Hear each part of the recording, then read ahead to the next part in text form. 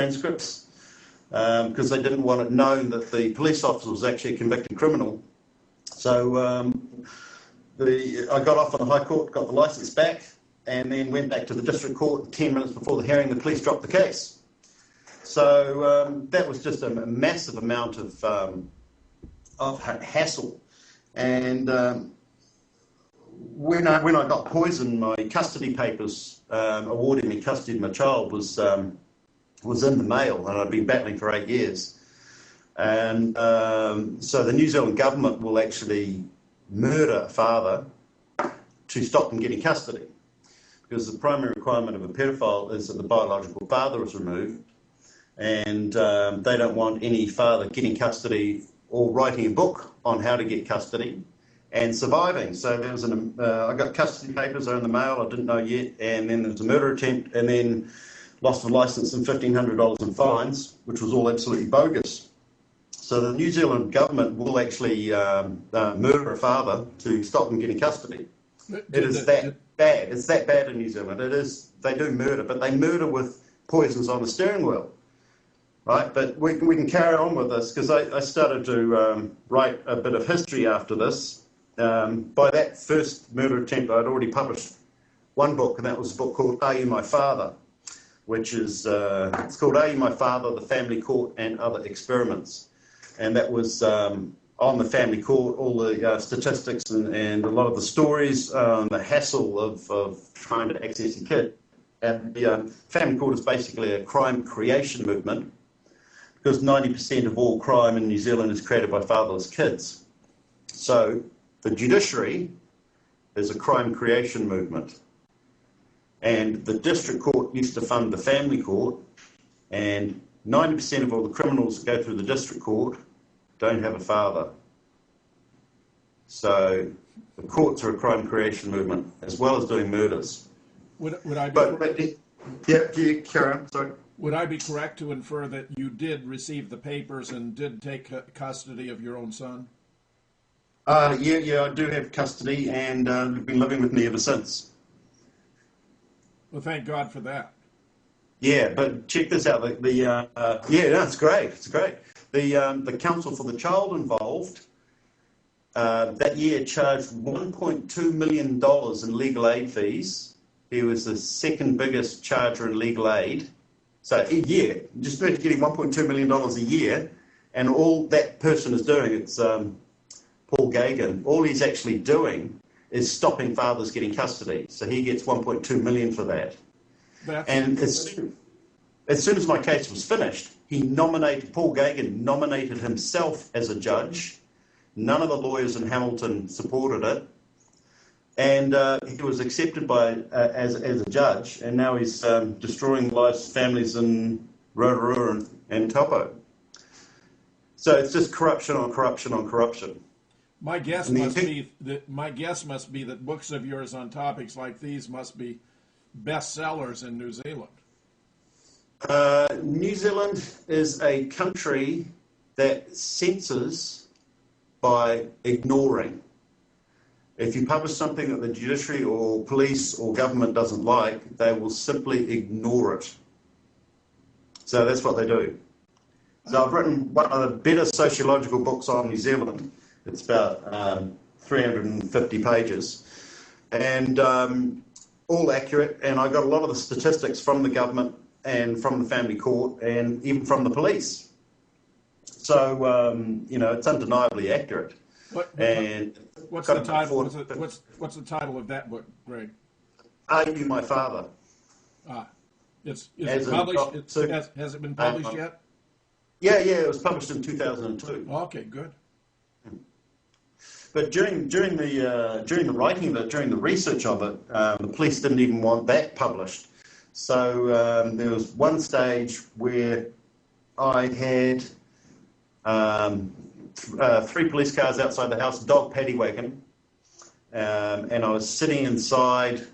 It's a 2-story building. I was sitting inside with my lawyer, and I had friends climbing up and down the ladder up the back window, bringing scones and cups of tea and stuff. Meanwhile, the police were outside the door with the loud hailers, and they got a battering ram and bashed the door in And so the whole door and door frame came off. This is in 1999. And an hour later, I got a rent refund. Evicted with a rent refund, you know. And so what happens is that in New Zealand, when you're not a criminal, you get attacked by the police to a criminal record. And when the police were outside the door with the battering ram, they rang up comms, communications for police, to see what sort of a person I was. And I've got no convictions at all. And they read off a list of 30 convictions, as though 30 things as though they were convictions, and finished it off with, he's a real bad bastard. So then they smashed the door in with a battering ram, and then me and my lawyer sitting next to each other with a video, so we're videoing the whole thing, and they sent in their biggest guy, who was this Maori Polynesian guy, about 6'7" and weighing about 25 stone, and he sees us sitting there calmly drinking cups of tea. He's going, what the?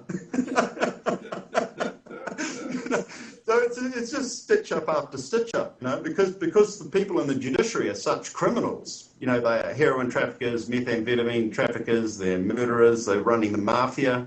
The judiciary in New Zealand is running the mafia.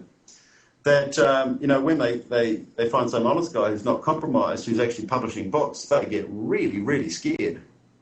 You know, it's undermining the establishment. And the establishment is actually crime. The establishment is not peace or lack of crime. It's the opposite. Fascinating. It is. Good God, man. You are living through it. Yeah. Unbelievable. But check this out. Check this out. Like, you know, after the second murder attempt, I've been removed from Auckland by police harassment. Like, I had helicopters chasing my car and detectives following, one coming the other way and two others coming up the side streets. Just massive harassment. I had Matrix Security, which is the SIS in New Zealand, following me and parking in the right-of-way next door and eyeing me in the car. So I eventually got kicked out of Auckland, so I lived on Waiheke Island. And I noticed these Mossad doing reconnaissance on me. And one Mossad there was managing placemakers, which is kind of part of Fletcher's. And Hugh Fletcher is married to the Chief Justice, Shana Elias, and she's Jewish, and she's the highest-ranking Mossad agent in New Zealand. So the Chief Justice of New Zealand, Shana Elias, is the highest-ranking Mossad agent in New Zealand.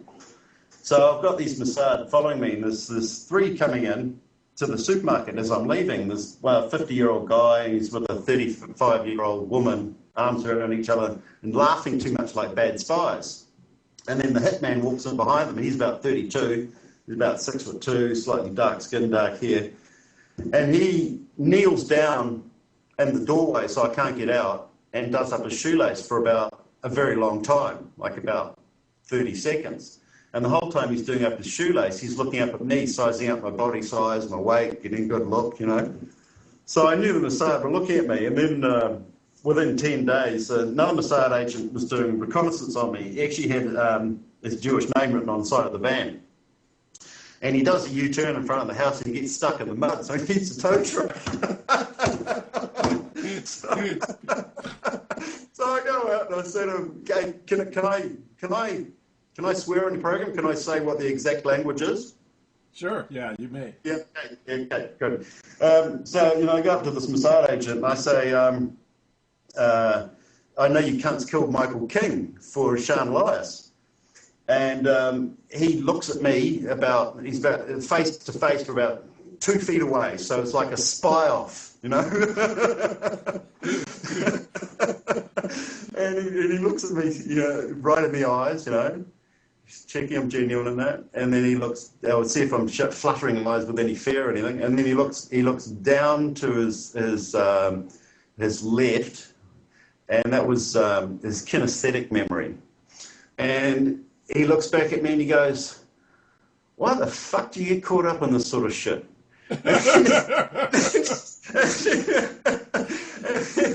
Not denying anything, mind you. What's that? Not denying anything, mind you. No, but